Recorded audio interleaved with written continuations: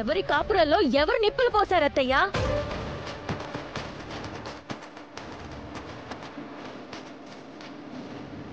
కృష్ణప్రసాద్ మావయ్య చేతుల మీదుగా ముందు తాళి పడింది ఎవరి మెళ్ళో?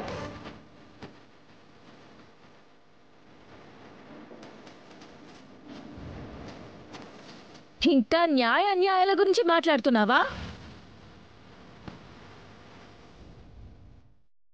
అసలు ఎవరికి అన్యాయం జరిగింది? భూమాతల సహనం వహించిన శారదత్తయ్య కాదు?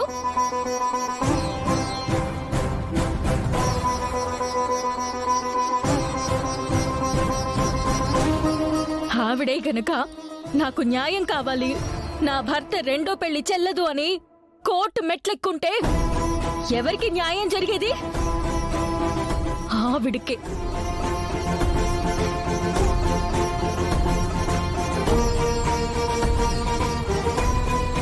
మా ఆయన్ని అన్యాయంగా నిర్బంధించారని పోలీస్ స్టేషన్ మెట్లెక్కుంటే అప్పుడు కూడా న్యాయం ఎవరికి జరిగేది? ఆవిడికే.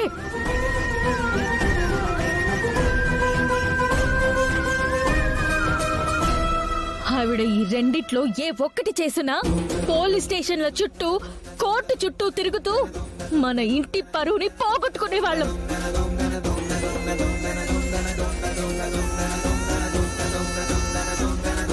కానీ తను అలా చేయలేదు. తనకి జరిగిన అన్యాయాన్ని నిశ్శబ్దంగా భరిస్తూ మొగుడు వదిలేసిన ఆడది అని లోకమంతా అంటుంటే అదే లోకం ముందు తను ఏడిస్తే ఆ లోకం నిందే నిజమని ఈ లోకం అనుకుంటుందని భయంతో ఎవరికీ తెలియకుండా తను ఒక్కతే ఏడ్చింది.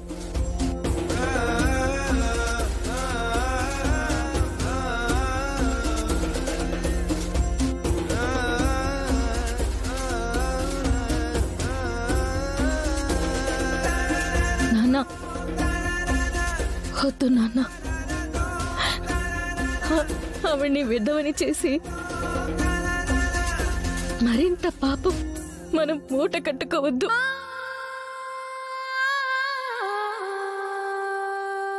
ఏ జన్మలో ఏం పాపం చేశామో ప్రేమించిన మా అమ్మతో మీరు కలకాలం జీవించలేకపోయారు.